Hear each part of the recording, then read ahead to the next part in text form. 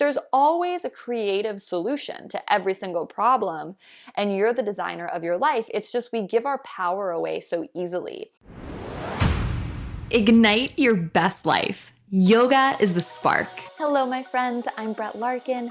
Welcome back to the Yoga Hacks podcast, where we take yoga off the mat and into our daily lives.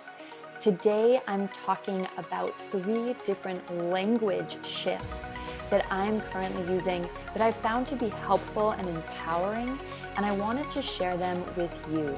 Many of you also listen to the Silvana Podcast, which is a separate podcast. You can find it on iTunes or here on my YouTube channel, where I interview different experts about everything related to yoga, meditation, having a healthy lifestyle, and an appropriate mindset, let's put it, for transformation and growth. And something that has come up over and over again is the power of language, how we really need to think about how we speak to ourselves internally in order to set us up for the most transformation and success. And I think this is a theme that is in all meditation traditions as well, this idea of observing our thoughts, realizing that we are not our inner dialogue, that incessant voice inside our head that might be critiquing us, critiquing others, saying things, worrying about things, projecting into the future, worrying about the past, right? That we're actually not any of those voices. We're the space behind that voice, that those voices are like passing clouds and we are the sky. This is a theme that is in so many of the meditative traditions, the different lineages that are out there.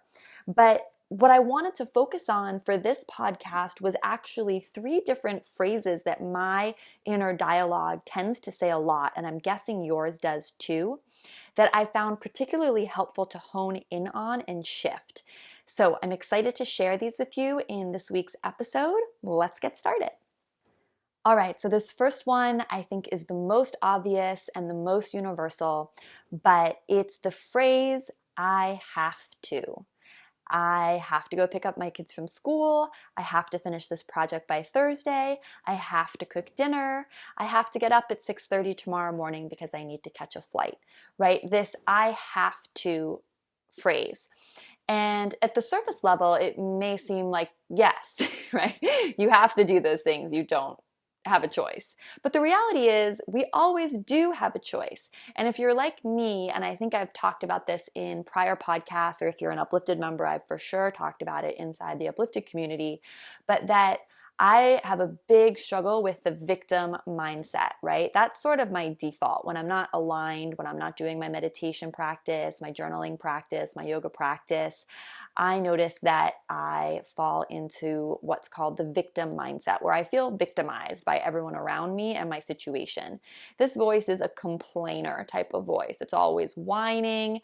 It feels isolated, right? The victim mindset also is very much feeling siloed, alone, away from the rest of everyone else's experience, right? It's like something's happening to just you have it so hard, everyone else is lucky, like just you have all these struggles, and it's disempowering. Bottom line, it's super disempowering. And even though it's subtle, using this I have to phrase is disempowering. It just is, right? Like, you don't have to do anything, really. You are the designer and creator of your life, and you get to choose what you do. It may seem like you don't have a choice, but the reality is you do have a choice in everything. Even something like I have to pick up my kids from school. It's like, actually, you don't. You could hire a nanny to pick them up from school, or you could ask your husband to pick them up from school, or you could call on a family member or friend, or you could organize a carpool where you take turns with other women picking kids up from school, right? Like, there's always a creative solution to every single problem, and you're the designer of your life. It's just we give our power away so easily. And in this small way of just catching the I have to, I think it helps attune you to all the places you're giving your power away. For example, I have to get up at 6:30 a.m. tomorrow to catch a flight to Los Angeles. Well, yes, the flight is leaving. Yes, I bought the ticket, but I don't have to go. I could cancel the trip, but I actually committed to go, and I'm looking, even though the flight is early, right? I'm looking forward to the work and the filming I'm going to do that day when I'm there. And it's a choice that I made to go and do it. So do you see how all of a sudden you switch from a place of disempowerment to a place of feeling empowered about your choices? And if you don't feel empowered about the choice, that's a sign you need to make a change. But again, retain authorship, retain ownership of the situation. Don't give your power away by saying, oh, I have to do this and I have to do that and I have to make dinner. You don't have to make dinner. Right? You can tell your family that you don't feel like cooking tonight for whatever reason and that you need to order in, right? It's all about vocalizing your needs and being a proactive action taker to design the situations that you want. So many of us are so much more comfortable, myself included, just complaining, right? Or kind of sweeping those feelings under the carpet, so to speak.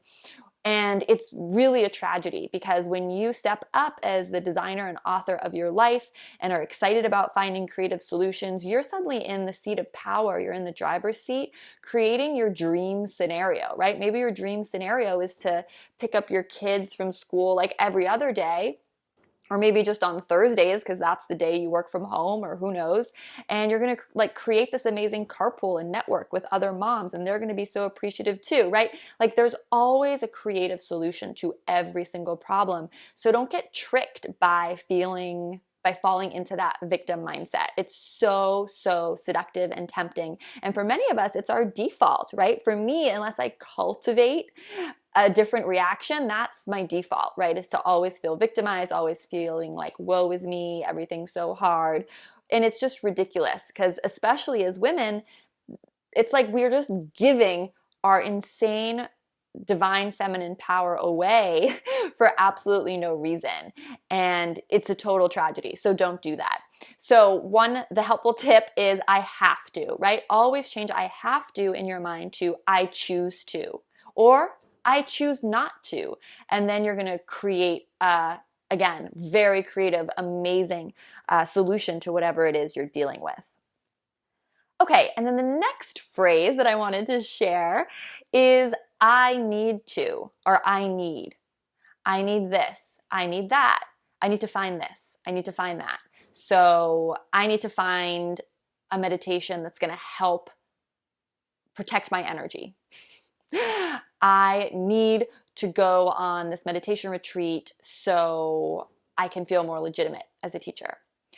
I need to know everything about Ayurveda in order to impress my students, right?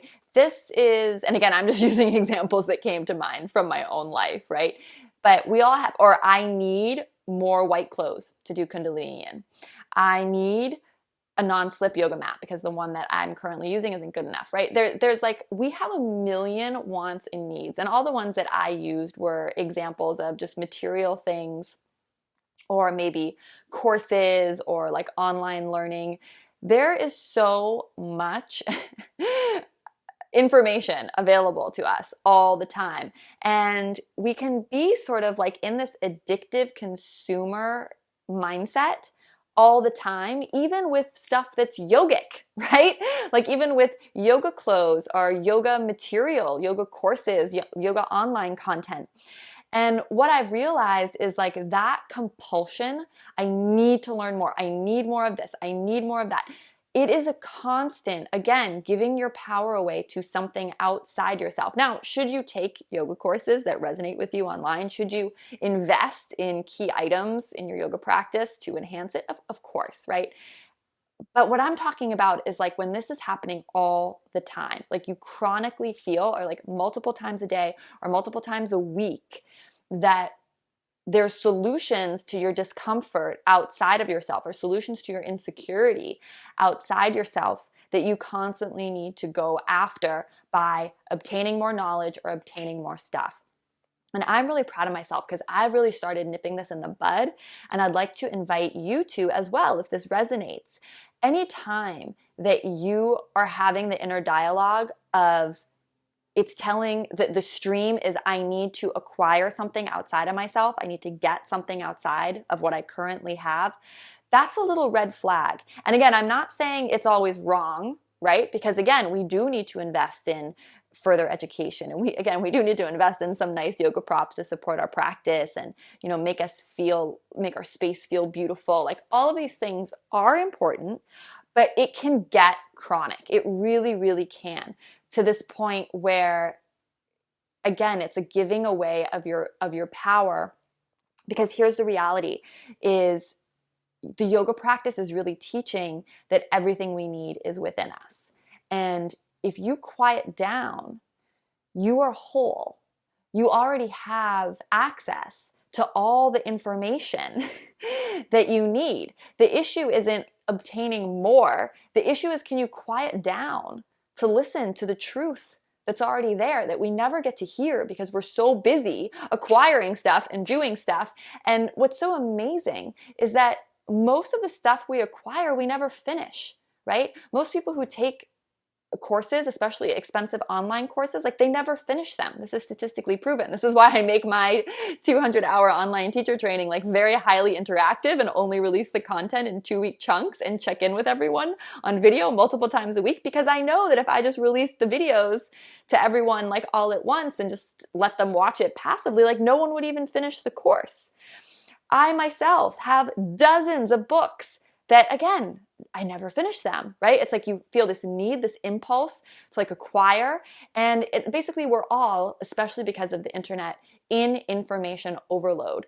So something I've been working on that I invite you to share, again, only if it resonates, is that we don't need more information. We need to quiet down so we can listen to our truth, to our Satnam, to our true identity. The most amazing teachers are so amazing because they know how to do that, because they have this inner knowing, this intuition.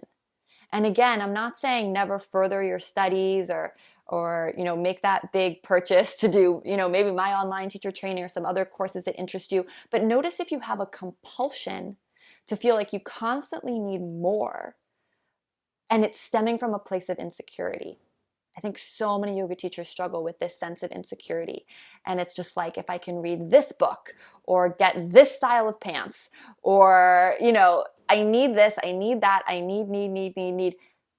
Take it as a signal that maybe you just really need to take a deep breath and quiet down and recommit to your practice and recommit to finding the silent, quiet space inside of you. Because when you're in that quiet, silent space inside of you, what one of my big mentors, John Barnes as well, calls being centered, being in the state of now, universal consciousness, universal intelligence is like instantly available. So you can tap into this wisdom, this vast wisdom that right now it's like you can't even listen to it because you have so much other static noise going on, and you're trying to, and you're just like asking for more noise by bringing more and more into the picture. Something else I've also done is, instead of reading new books and constantly looking for more, is to reread books that are my favorites.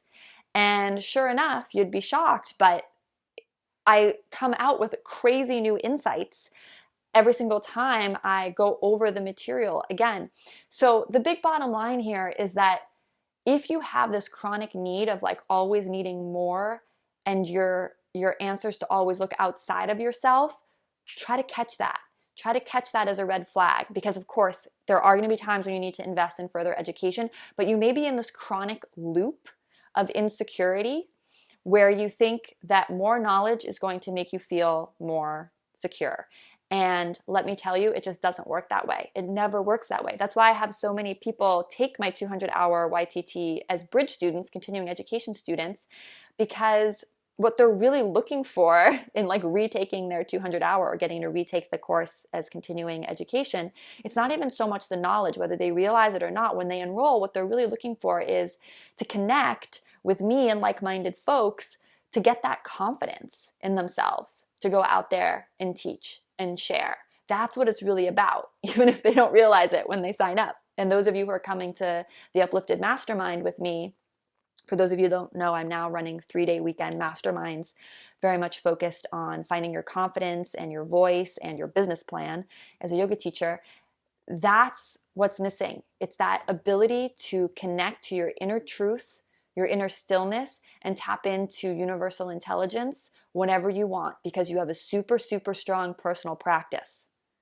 That's what it comes back to. The answer is not in a book. It's not in the next meditation retreat. The answer is in your personal practice. Can you slow down? Can you commit to a really strong personal practice where you get quiet and listen to your truth? And, I feel like I'm sounding a little harsh, but this is really the best news ever. It's the best news because it means that if you're like me with small children at home, or you don't have the funds to travel to India, it means that you can still have incredibly enlightening experiences at home by committing. And if you're having trouble committing to an at-home practice where you are doing something daily, maybe the same class every day, or you're moving through like a training plan of a specified sequence of classes every day, join Uplifted, because that's what Uplifted's for, to help you commit and create that personal practice at home that's going to work for you, commit to a ritual at home that's going to work for you, to get you into this place of centeredness. That's what we're missing in today's world. Like when you connect with someone in this day and age who's centered, you're so drawn to them. You're so drawn to them because it's so rare. So I feel like I went on a huge tangent, but the phrase is, I need this, I need that, I need, the other thing. So often we just need to come back to basics. Okay. The third one, and this is a little bit of a different riff, but the third phrase or inner dialogue that I've been catching is, I'm so lucky. I'm so lucky that my baby's so calm. I'm so lucky that I had a healthy pregnancy. I'm so lucky that, fill in the blank. I'm so lucky that I'm so lucky that I'm able to work from home. I'm so lucky that. So notice if you use this phrase too in your head. And at the surface, it seems like, well, this is a great phrase because it's, expressing gratitude and appreciation. But at a deeper level, the I'm so lucky, I'm so lucky, I'm so lucky, again, is a giving away of your power, potentially. Or in my case, I noticed it was a giving away of my power. I'm not so lucky that I get to work from home. I have been working for 7 years to make this my reality. Every day, putting in 110% to my YouTube channel, to the people who connect with me online, giving 110% to anyone who has interacted or purchased my products or subscribed, really pushing myself. So it's not like, oh, I'm so lucky that this just happened to happen. I created this. I worked my guts out. And what I noticed when I was doing like the I'm so lucky, I'm so lucky, I'm so lucky, it was, again, not owning my power, not owning how much I've worked. Now, is there an element of luck in life? 100%, especially when we start talking about things like birth and children. But again, I notice myself saying all the time, well, I'm so lucky I had a healthy pregnancy. I'm so lucky my baby's calm, especially when I hang out with some of my friends' babies who aren't. But I meditated every single day of my pregnancy. I walked 2.5 miles every day of my pregnancy. So it's definitely in part luck, because I'm sure there's people who meditate and walk and do yoga their whole pregnancy, and maybe they end up with complications in their birth, or they end up with a C-section, or their baby ends up having problems. I'm sure that happens. So there is an element of luck. But again, by just saying like, I'm so lucky, it's like not acknowledging that I actually worked my butt off my whole pregnancy to, again, meditate, eat healthy, walk, like all these things. I really prioritize that. So what I'm saying is, I think we have a tendency, especially as women, to not feel good about saying, I killed this. Like, I did an awesome job with this. For example, like, are you the type of person, because I know I'm this way, like when someone compliments you, you like immediately brush it off. That's what I'm talking about with this I'm so lucky, I'm so lucky, I'm so lucky. Like when someone says, you look beautiful. You're like, oh, well, thanks. You look great too. You're constantly kind of like brushing off these compliments. Or, you did a really great job. Oh, thanks. Well, like 7 other people really helped me. Is it good to be modest and kind and humble? Of course it is. But I think far more the tendency is that we're actually uncomfortable, or I know I'm actually uncomfortable receiving praise, uncomfortable acknowledging my efforts and my hard work. It's like we're so hard on ourselves, or I'm so hard on myself, that it's uncomfortable to sit in a space of acknowledgement.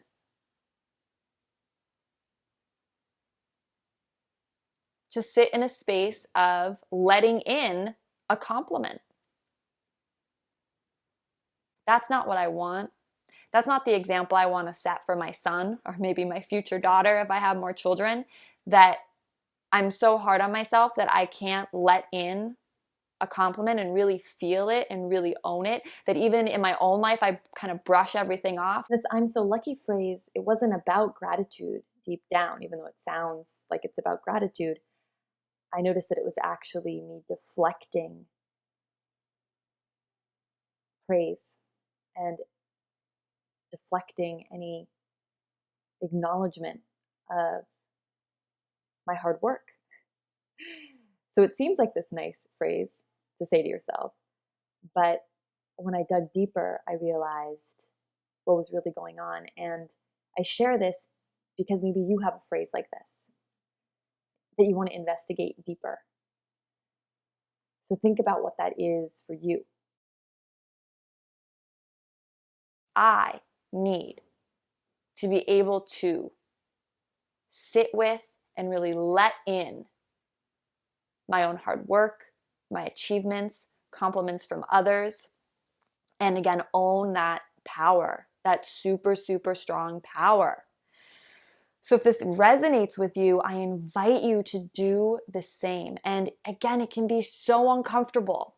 And I feel like this is something that's not talked about because it's weird. It's like we shouldn't have to learn how to accept praise or how to even just like acknowledge ourselves that we did something well. Like that shouldn't be something we have to learn. But it is for so many of us. We're so uncomfortable in that space of receiving. And it's so funny because, like I talked about at the beginning, so many of us feel victimized. And at the same time, we're like shut down to receiving like love and support, even from ourselves, like our own acknowledgement of our achievements.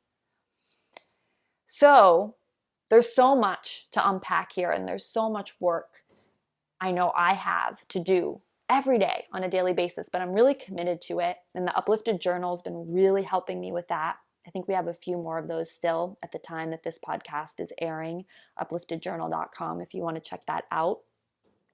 But I did want to share these 3 phrases with you because I think they're helpful. And as a recap, they are, I have to, changing that to I choose to, or I choose not to. I need, right? That one, it's more like, just catch that one. See, like, where is this need stemming from? Is it stemming from insecurity or an inability to sit still with myself, or like a chronic need to always seek stuff outside of me for answers? And then the last one is this I'm so lucky, which is really, I found, was about my discomfort acknowledging my work, my accomplishments, and compliments from others as well. So I hope you found this episode helpful, or there were some tidbits that you could also resonate with. Let me know in the comments below. I would love to hear from you. You can also let me know in our private Facebook group. That's Yoga Hacks, HACKS, community.com. We'll redirect you to that private Facebook group where I can approve you as a member. And of course, Uplifted Family, upliftedyoga.com to deepen your practice with me. Join me for monthly live calls, book clubs, member-only classes, monthly training plans, and so much more. So much love from my heart to yours. Namaste. This episode was brought to you by Uplifted. Try Brett's membership community for people who want to enrich their life through yoga at brettlarkin.com/uplifted. Yoga obsessed? Join Brett for yoga teacher training at brettlarkin.com/train. And don't forget to give back. Like this podcast, leave a rating or review. Share this with someone you love. Remember, now is the time to dedicate yourself to what matters most. From my heart to yours, namaste.